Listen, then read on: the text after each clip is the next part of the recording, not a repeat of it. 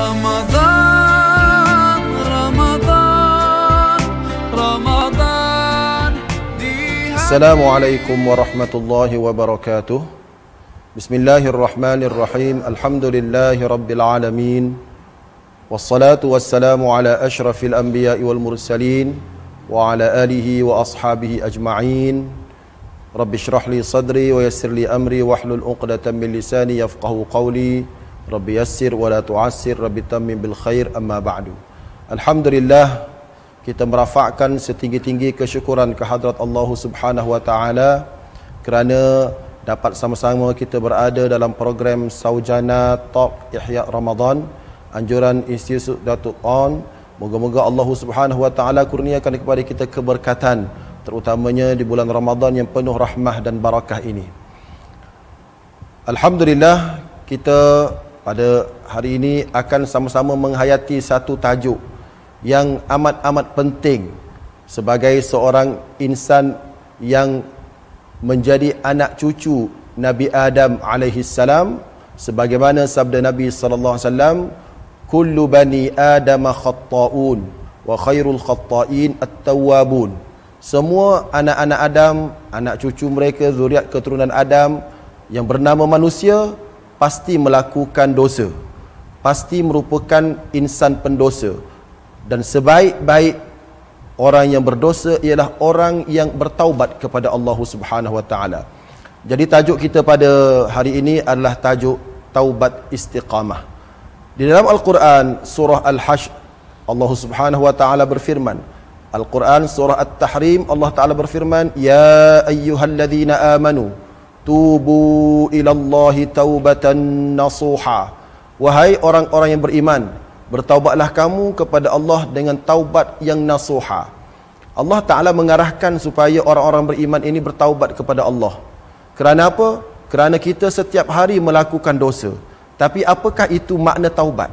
Makna taubat dari segi bahasanya ialah kembali dan pulang ke pangkal jalan.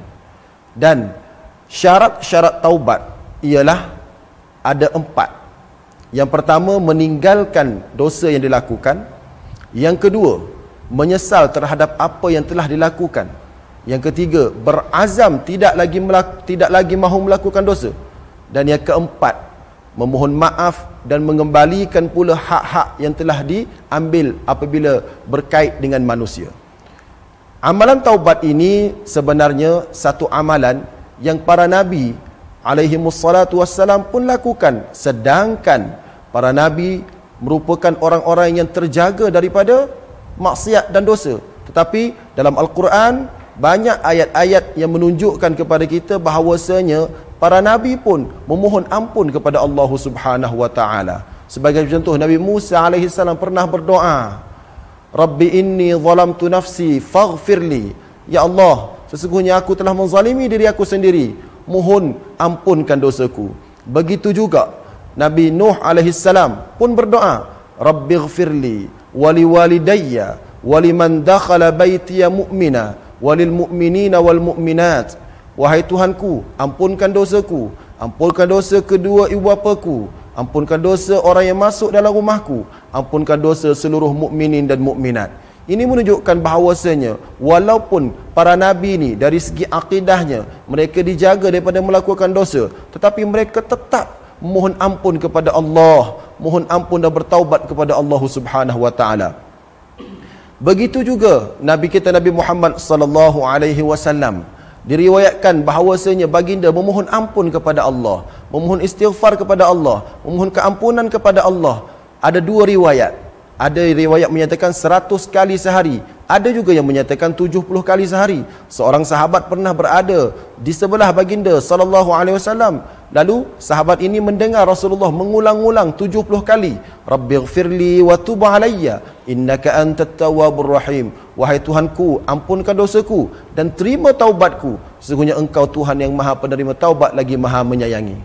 Ini menunjukkan kepada kita kepentingan untuk kita sentiasa bertaubat, kembali ke pangkal jalan, bertemu Allah Subhanahu wa taala, mengadu kepada Allah akan kesalahan kita.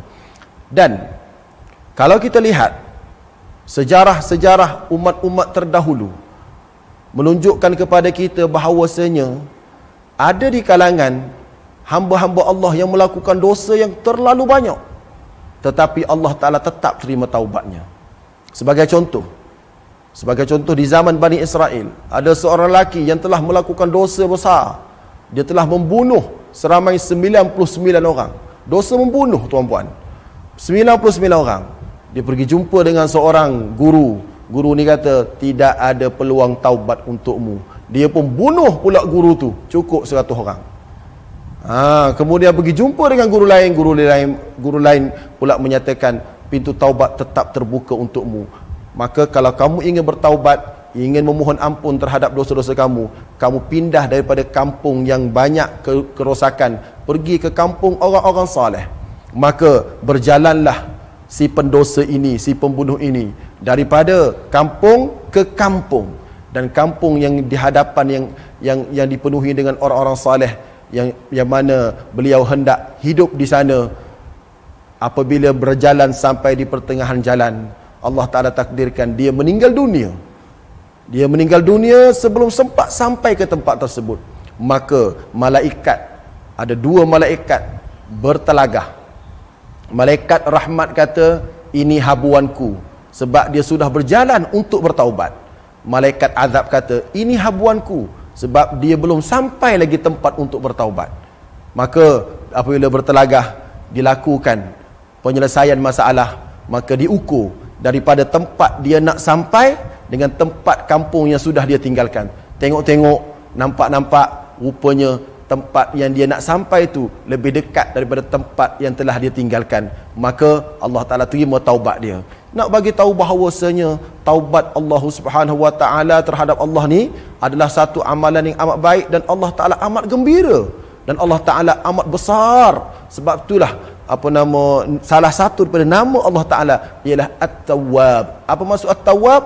At-Tawwab bererti menerima taubat. Allah Subhanahu Wa Ta'ala amat suka mendengar taubat dan rintihan hamba-hambanya. Allah suka sangat kalau seorang hamba mengaku dosa kepada Allah Ta'ala. Allah suka sangat kalau seorang hamba merintih-rintih bercakap dengan Allah Subhanahu Wa Ta'ala. Sebab itulah dalam hadis riwayat Al-Bukhari daripada Shaddad bin Aus radhiyallahu ta'ala anhu, Shaddad bin Aus menyatakan Rasulullah SAW sabda tentang penghulu istighfar. Penghulu istighfar, barang siapa yang membaca penghulu istighfar ini, andai kata dibaca pada waktu pagi dan dia meninggal pada hari tersebut sebelum sempat petang, maka dia tergolong daripada ahli syurga. Dan kalau dia baca pada waktu petang dan tidak sempat sampai pagi besok dia meninggal dunia, maka dia juga dikira sebagai ahli syurga. Nak bagi tahu hebatnya penghulu istighfar ni, penghulu mohon ampun ini.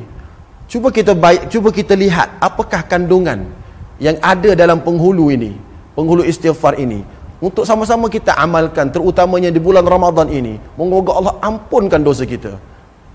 Allahumma anta rabbi la ilaha illa anta khalaqtani. Ya Allah, engkaulah Tuhanku, tiada Tuhan melainkanmu. Khalaqtani, engkau cipta aku. Wa ana abduka, aku hambamu. Wa ana ala ahdika wa wa'dika mastata'tu, dan aku berusaha sedaya upaya untuk menunaikan janjiku terhadapmu. A'udzu bika min syarri ma sana'tu, aku berlindung ya Allah denganmu daripada segala bentuk kejahatan yang aku lakukan. Abu'u laka bi ni'matika alayya, aku mengaku ya Allah, sungguh banyak nikmatmu kepadaku. Wa abu'u bi dzambi, dan aku juga mengaku ya Allah, amat banyak sungguh dosaku kepadamu. Faghfirli, ampunkan dosaku. Fa innahu la yaghfiru dzunuba illa anta, sesungguhnya tiada yang boleh mengampunkan dosa melainkanmu sahaja ya Allah. Berdasarkan hadis ini, bagaimana merintihnya seorang hamba dalam sayyidul istighfar ini boleh menyebabkan dosanya diampunkan oleh Allah, dan boleh menyebabkan Allah berkenan untuk memasukkan dia ke dalam syurga. Hebatnya permohonan istighfar kepada Allah Subhanahu Wa Ta'ala. Oleh kerana hebatnya istighfar dan taubat ini, maka kita hendaklah banyakkan istighfar, banyakkan taubat, sentiasa bertaubat dan beristighfar kepada Allah Subhanahu wa taala, kerana kita setiap hari melakukan dosa. Kalau kita lihat dalam hadis berkaitan dengan doa yang perlu dibacakan pada malam Lailatul Qadar, sebagai contoh, malam Lailatul Qadar, pernah Aisyah radhiyallahu taala anha bertanya kepada Rasulullah sallallahu alaihi wasallam, "Kalaulah saya tahu wahai Rasulullah, bilakah malam Lailatul Qadar, apa yang perlu saya bacakan?" Cuba kita tengok apa yang Nabi ajar. Adakah Nabi suruh Aisyah radhiyallahu taala anha baca doa kaya ke, baca doa murah rezeki ke? Yang Nabi ajar kepada Aisyah ialah, Allahumma innaka afuwun karim tuhibbul afwa fa'fu anni. Ya Allah, engkaulah Tuhan yang pemaaf, engkaulah Tuhan yang karim, yang amat-amat pemurah. Tuhibbul afwa, engkau kan suka memaafkan, fa'fu anni, maka maafkanlah daku. Tengok, Lailatul Qadar pun Nabi tetap minta supaya Aisyah radhiyallahu anha memohon pengampunan daripada dosa kepada Allah Subhanahu wa taala. Ini menunjukkan kepada kita taubat dan istighfar ini satu amalan yang perlu dilakukan oleh kita sentiasa. Dan jangan pula kita merasakan bahawasanya aku ni dosa banyak sangat, Allah tak nak ampun dosa aku. Jangan rasakan begitu. Kerana Allah Subhanahu wa taala amat tidak suka hamba-Nya yang putus asa daripada rahmat Allah taala. La taqnatu min rahmatillah, jangan kamu putus asa daripada rahmat Allah. Innallaha yaghfirudz dzunuba jami'a, kerana Allah taala mengampunkan dosa seluruhnya. Maka berusahalah untuk kita memenuhkan masa-masa kita di bulan Ramadan Al-Mubarak ini untuk mohon ampun kepada Allah, untuk bertaubat daripada segala dosa-dosa yang telah kita lakukan. Kalau kita lihat kelebihan orang bertaubat, Allah Ta'ala berfirman dalam surah At-Tahrim, Ya ayyuhalladzina amanu tubu ilallahi taubatan nasuha, asa rabbukum an yukaffira ankum sayyiatikum wa yudkhilakum jannatin tajri min tahtihal anhar. Wahai orang beriman, bertaubatlah kamu kepada Allah dengan sebenar-benar taubat. Mudah-mudahan dengan taubat kamu itu Allah ampunkan segala kesalahan kamu dan Allah masukkan kamu semua ke dalam syurga. Kelebihan taubat, Allah ampun dosa dan Allah masukkan kita semua ke dalam syurga. Maka kalau kita lihat pula dalam kaedah kita beribadat, sebagai contoh, salat 5 waktu.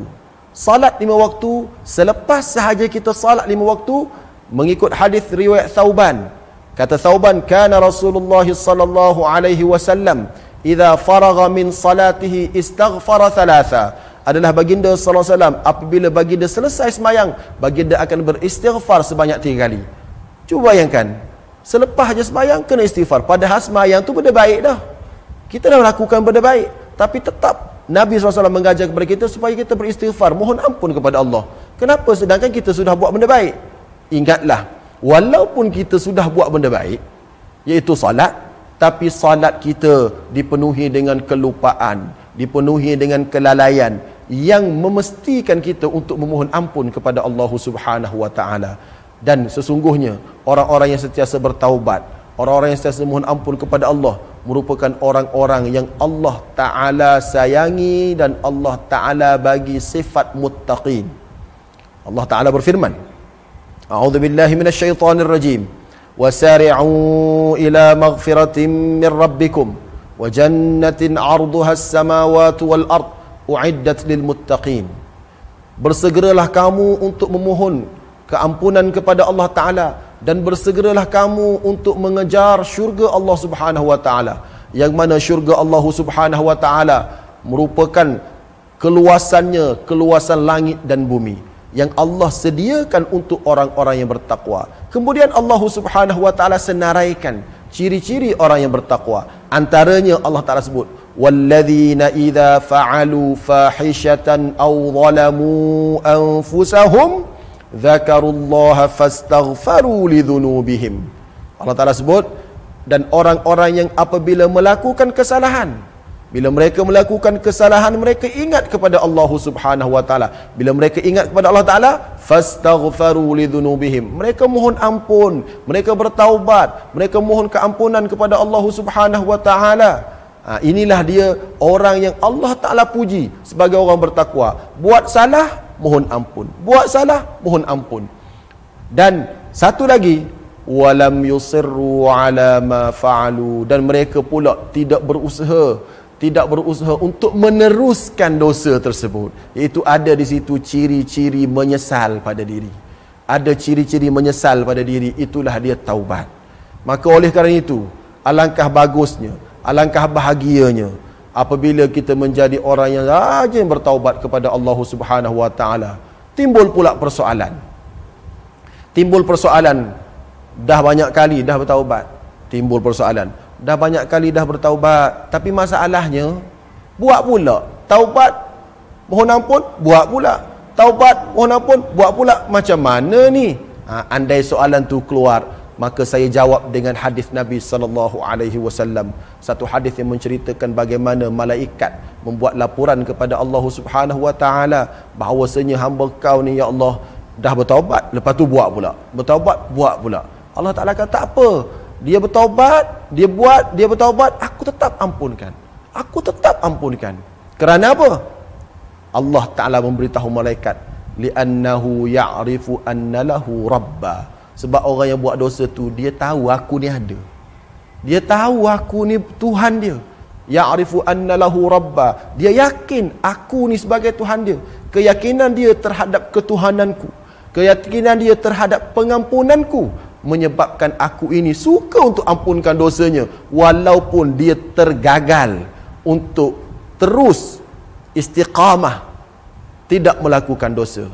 Maknanya rahmat Allah itu amat hebat. Oleh kerana itu, kita kena istiqamah bertaubat. Kita kena rajin mohon ampun kepada Allah Subhanahu wa taala. Jadikanlah diri kita ini sebagai orang yang lidah kita sentiasa mohon ampun. Sentiasa mohon ampun. Astaghfirullahalazim, astaghfirullahalazim, astaghfirullahalazim, Allahumma ighfirli dhanbi. Dan permohonan ampun ini Nabi sallallahu alaihi wasallam bagi kepada kita cukup hebat kebaikannya. Saya bagi contoh. Dalam satu hadis Nabi sallallahu alaihi wasallam bersabda, "Man istaghfara lil mu'minina wal mu'minat kataballahu likulli mu'minin wa mu'minatin hasanatan." Maksud dia apa?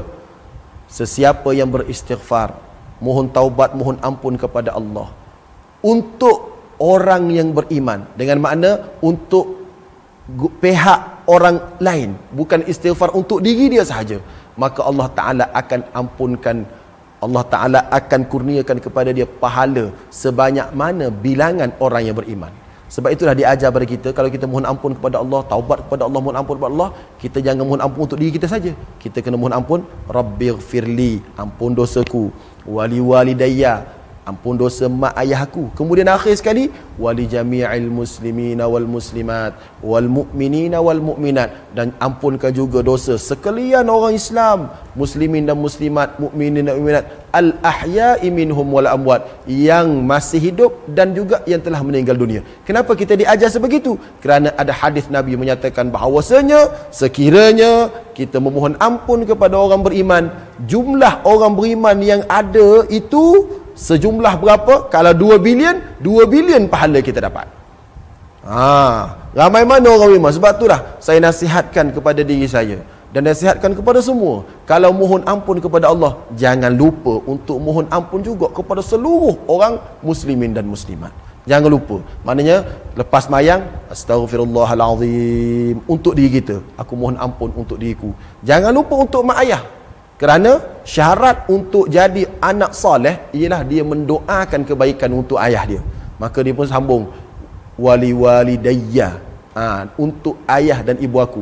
Jangan pula lupa untuk doa dengan doa rahmat untuk ayah dan ibu. Kerana Nabi SAW, kerana Allah Ta'ala telah nyatakan dalam Al-Quran surah Al-Isra, kena baca, warhamhuma kama rabbayani saghira, rahmati dan kasihanilah ibu dan ayah aku sebagaimana mereka mendidik aku ketika aku kecil.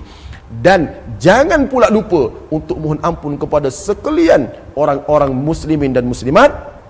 Kerana apa? Kerana bila kita doa untuk muslim-muslimat, seorang Islam, satu pahala kita dapat.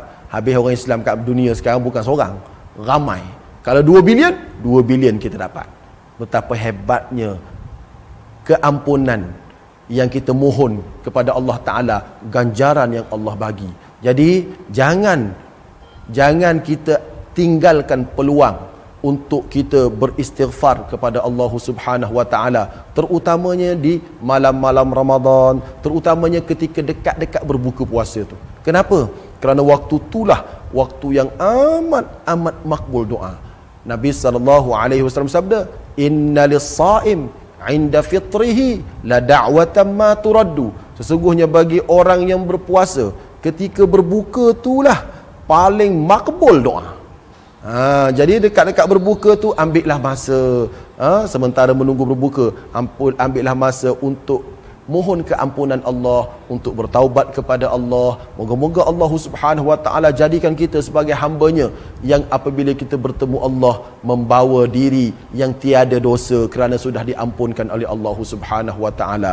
Alangkah hebatnya mohon keampunan, alangkah hebatnya doa keampunan, alangkah hebatnya istiqamah dalam kita bertaubat.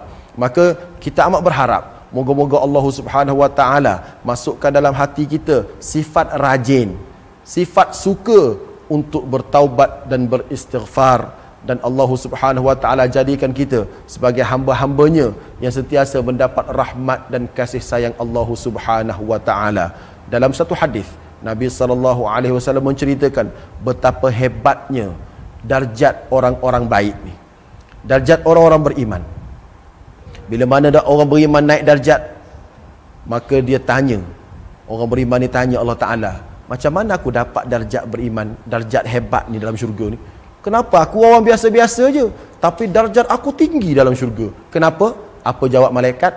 Listighfari waladika laka.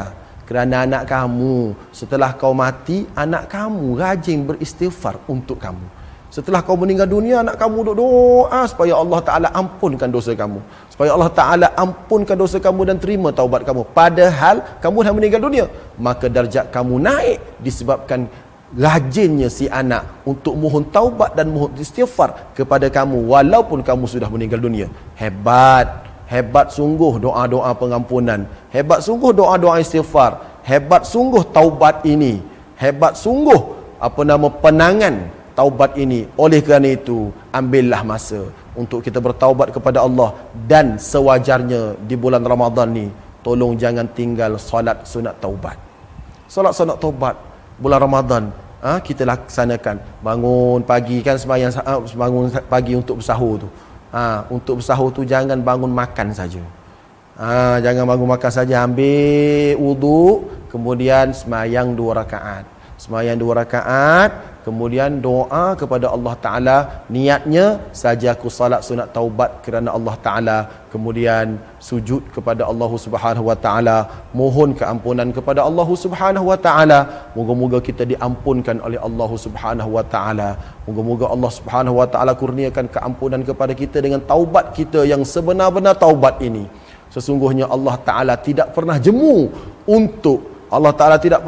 untuk menerima taubat hamba-Nya yang merasa bersalah terhadap dosa-dosanya. Yang masalahnya, siapa-siapa rasa dia tak berdosa, dia berdosa. Ni kaedahnya. Siapa-siapa rasa tak berdosa, dia berdosa. Aku tak apa, tak taubat pun, dosa aku bukan banyak sangat. Yang ni kena taubat lebih banyak daripada orang lain. Sebab apa? Perasan tak ada dosa. Sedangkan kita ni banyak dosa kita. Moga-moga Allah ampunkan dosa kita. Moga-moga Allah Ta'ala terima taubat kita. Sebab itulah Nabi SAW mengajarkan kepada kita banyak bentuk-bentuk lafaz doa pengampunan, lafaz doa taubat.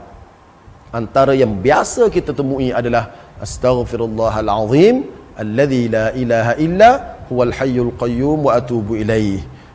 Itu antara yang biasa kita temui, dan banyak lagi lafaz-lafaz lain, amalan-amalan yang boleh mendekatkan diri kita kepada Allah Subhanahu Wa Ta'ala. Moga-moga program yang kita adakan, program tazkirah pada hari ini, menerbitkan rasa cinta kita untuk bertaubat kepada Allah Subhanahu Wa Ta'ala. Dan saya akhiri dengan sabdaan Nabi sallallahu alaihi wasallam, at-taibu minadz-dzambi kaman la dzambalah. Orang yang bertaubat daripada dosa seolah-olah dia sudah tidak berdosa. Moga-moga kita menjadi hamba Allah yang bakal bertemu Allah satu hari nanti dengan membawa pahala yang banyak tanpa membawa dosa-dosa, kerana orang yang berdosa ini tersekat mereka daripada mudah untuk mendapat rahmat Allah. Jadi moga-moga kita mendapat rahmat Allah kerana kita rajin bertaubat, beristighfar, mohon ampun kepada Allah Subhanahu Wa Taala. Sekadar itu sahajalah dahulu untuk kita sama-sama ambil manfaat dalam program pada hari ini. Sekali lagi terima kasih kepada Institut Datuk On dalam program Saujana Top Ihya Ramadan. Moga-moga Ramadan kita pada tahun ini Ramadan yang penuh barakah, Ramadan yang mengampunkan kita daripada dosa-dosa. Aqulu qawli hadza wa astaghfirullahal azim li wa lakum. Wassalamualaikum warahmatullahi wabarakatuh.